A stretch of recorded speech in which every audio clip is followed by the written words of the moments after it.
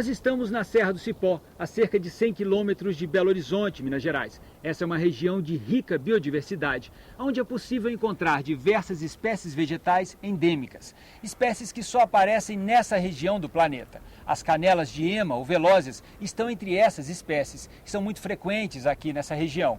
Nesta edição do Ecocenado, você vai conhecer as fantásticas velózias gigantes, espécie que só aparece aqui na Serra do Cipó. Está começando mais uma edição do Ecocenado.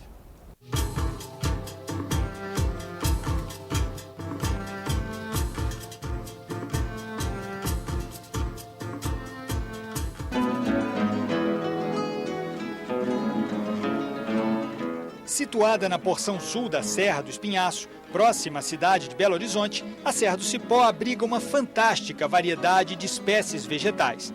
Seus campos rupestres, afloramentos rochosos com a presença de ervas e arbustos, formam verdadeiros jardins naturais e apresentam uma notável diversidade de espécies, como o pepalanthus, as orquídeas e as velózias ou canelas de ema. A equipe do Ecocenado foi até lá justamente para conhecer uma destas espécies, a velózia gigante.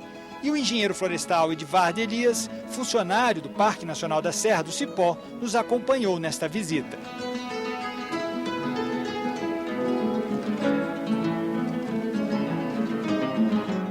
Nesse ponto aqui onde nós estamos, é possível ver duas formações geológicas bem características da região da Serra do Cipó. De um lado, a formação calcária, formada por essa rocha mais escura e por essas árvores. Já mais à direita da imagem, uma formação de quartzito, justamente onde a gente começa a avistar as primeiras canelas de ema. Como é que uma formação calcária como essa veio parar numa altitude de 1000 metros mais ou menos, né, onde nós estamos nesse momento? É curioso, né? Essa formação, na verdade, ela é formada por carapaças de inúmeros organismos marinhos, que ao longo dos anos foram se depositando. Quando houve a formação da Serra do Espinhaço, que foi uma formação que teve um grande envolvimento de energia e soergueu toda essa serra, o calcário ele veio trazido por pressão até a superfície e hoje formando aí o Morro da Pedreira. E por que ali no calcário a gente vê essa vegetação mais espessa, né, mais adensada, de árvores maiores, e aqui no quartzito já é uma vegetação mais rala? Justamente, por ter sido formado por organismos, o calcário tem uma fertilidade maior. Então, mesmo sobre a rocha, você consegue ter sustentação de árvores. Já o quartzito, derivado diretamente dos minerais, mais pobre em fertilidade e dá origem a uma vegetação mais pobre, mais abundante na nossa canela de ema. E aqui a gente consegue ver justamente essa transição entre uma vegetação mais expressiva e uma vegetação mais rala, que ocorre justamente aqui. Quer dizer, agora a canela de ema gosta mesmo é do quartzito. Na canela de ema, ela na verdade ela não depende de fertilidade direta do solo nem de água. Ela tem todo um sistema adaptado para ela conseguir captar a água diretamente da atmosfera. Então ela se sai muito bem em cima do quartzito. E não consegue competir com as árvores maiores e por isso que ela consegue prevalecer aqui, porque lá ela seria dominada por essa vegetação de grande porte.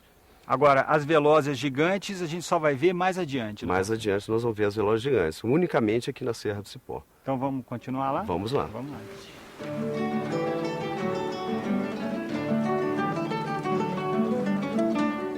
Seguimos viagem em direção à face leste da Serra do Cipó, em busca das velózias gigantes.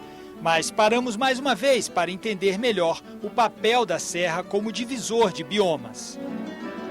A Serra do Cipó é a porção mais meridional, ou seja, mais ao sul da Serra do Espinhaço, né?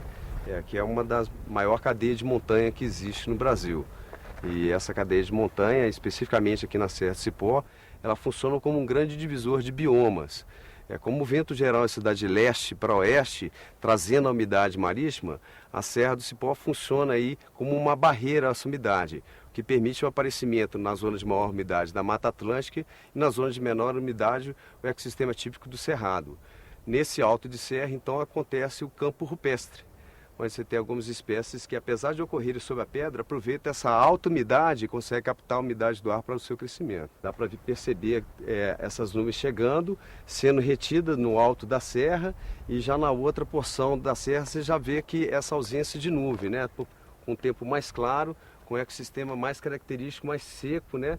enquanto que na outra porção uma característica mais úmida da umidade, justamente sendo barrada aqui no alto da serra. Em termos de espécies vegetais, já do outro lado a gente já vai ver espécies vegetais características do cerrado. Do cerrado, que tem um déficit hídrico maior, né? E não permite tanto o crescimento das árvores. E a riqueza da Serra do Cipó está justamente nisso, porque ela se encontra no encontro desses dois grandes ecossistemas, Mata Atlântica e Cerrado. E aqui é considerado, portanto, o local de maior biodiversidade que existe, uma das maiores biodiversidades do planeta. Só aqui nesse trecho que nós estamos, Edivar, você estava mostrando 3 espécies diferentes de canela de ema?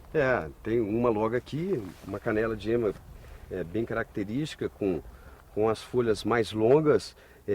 A gente pode notar essa parte mais branca, esbranquiçada, uma certa pilosidade, né? Uma textura aveludada. E mais à frente aqui, a gente já tem uma outra espécie. A gente já pode notar que o dorso da folha não tem essa presença aveludada, né? Um tronco já um pouco mais grosso e um porte menor. E aqui um pouco mais para frente a gente já tem uma terceira espécie, com as folhas mais no ápice, curtas, pequenas, mas sempre conservando a mesma característica de folha, e o tronco mais ramificado, já um porte maior. E aonde nós vamos ver a canela de ema gigante, nós vamos ver praticamente uma espécie parecida com essa, numa escala muito maior, com plantas de até 6 metros de altura. Em seguida, entramos em uma densa neblina. Parecia que as velózias queriam se esconder. Avistamos as velózias gigantes a 1.400 metros de altitude, já dentro do Parque Nacional da Serra do Cipó. Aqui nesse ponto, encontramos plantas como essa aqui atrás, representantes dessa espécie, uma espécie endêmica que até hoje, em todo o mundo, só foi registrada aqui na Serra do Cipó.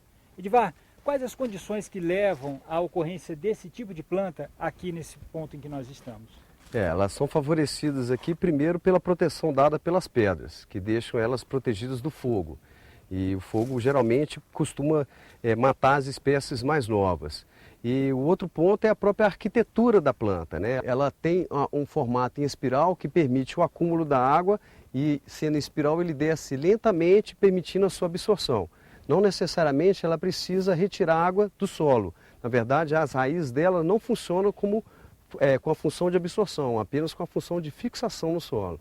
A gente pode ver mesmo que em poucos minutos, né, que a gente chegou aqui, rapidamente uma neblina se aproximou e já, de certa forma, já cobriu um pouco aqui a área, né? A gente já pode ver que nas folhas com detalhe, já acumulou toda a gotícula de água necessária para o crescimento dela.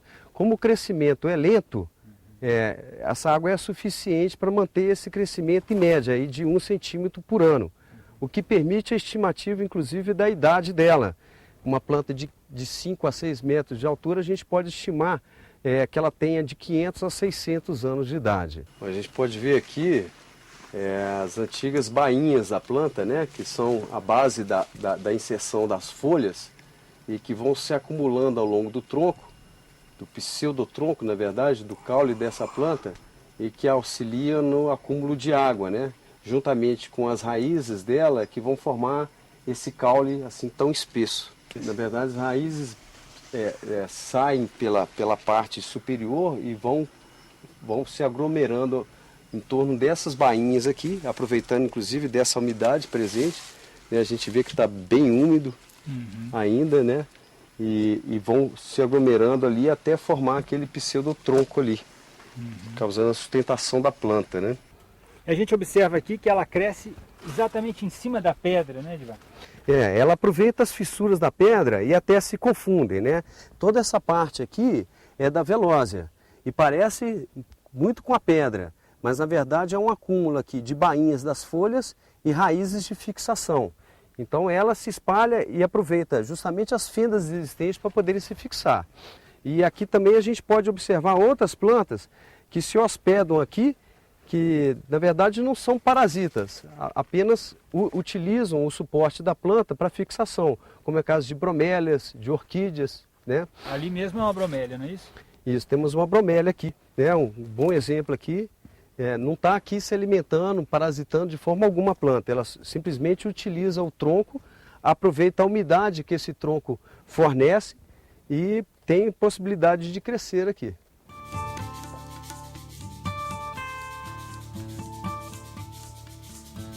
Uma coisa bem interessante que na canela de ema, ela é endêmica e também existe uma espécie de orquídea, também endêmica da Serra do Cipó, Agrovia cipoensis, que só ocorre também na canela de ema. Então, você vê a raridade do local. Você tem uma planta que é única, associada a outra planta que também é única e só ocorre aqui no Parque Nacional da Serra do Cipó. A velozes gigante, realmente, ela é um orgulho para a gente de ter espécie com tamanha raridade e com esse porte descomunal.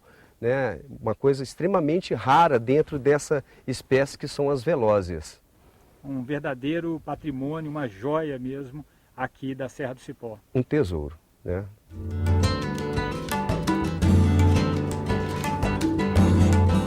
Fomos ainda até a sede do Parque Nacional da Serra do Cipó. Lá encontramos o biólogo Leonardo Ribeiro, que pesquisa há alguns anos as velózias gigantes. No intervalo de uma aula para os estudantes da região, ele nos explicou o que deve ser feito para preservar esta planta. Tem áreas fora do parque, principalmente numa serra chamada de Serra do Lobo, que tem uma população enorme que está praticamente toda fora da unidade de conservação, fora da APA. Uma medida seria já criar uma unidade de conservação pequena nessa serra ou mesmo ampliar o Parque Nacional da Serra do Cipó. Uma outra medida também de grande valia seria ampliar os limites do Parque Nacional da Serra do Cipó em direção ao leste, né, pegando as cumeeiras das montanhas do leste para evitar que essas áreas fiquem somente sobre a legislação da APA e sim passassem a ser incorporadas à legislação do Parque Nacional da Serra do Cipó. No fim do dia, nós ainda viemos até este ponto aqui, de onde é possível ter uma visão privilegiada de algumas das principais formações do Parque Nacional da Serra do Cipó. Aqui logo à esquerda, nessa área ainda clara, o Vale do Bocaina, onde nasce o Ribeirão Bocaina. Essa serra maior, conhecida como a Serra da Bandeirinha, com fundo lá o famoso Cânion das Bandeirinhas, onde nasce, nesse vale que é chamado Vale dos Mascates, o Ribeirão Mascates, que junto com o Ribeirão Bocaina vai formar o Rio Cipó. A importância de preservação de toda essa área é que todas as nascentes do Rio Cipó se encontram aqui, inseridas dentro do parque. Para encerrar esta edição, nós viemos conferir uma visão panorâmica do Rio Cipó, razão da criação do Parque Nacional da Serra do Cipó. E olhando aqui por cima, a gente pode entender o porquê do nome Rio Cipó. É porque o próprio rio ele vai serpenteando como um cipó, esse baixado aqui da serra. Se você gostou deste programa, mande o seu comentário, a sua sugestão. Você pode entrar em contato conosco pelo telefone 0800 61 2211 ou pelo formulário disponível na internet. O nosso endereço é www.senado.gov.br/tv.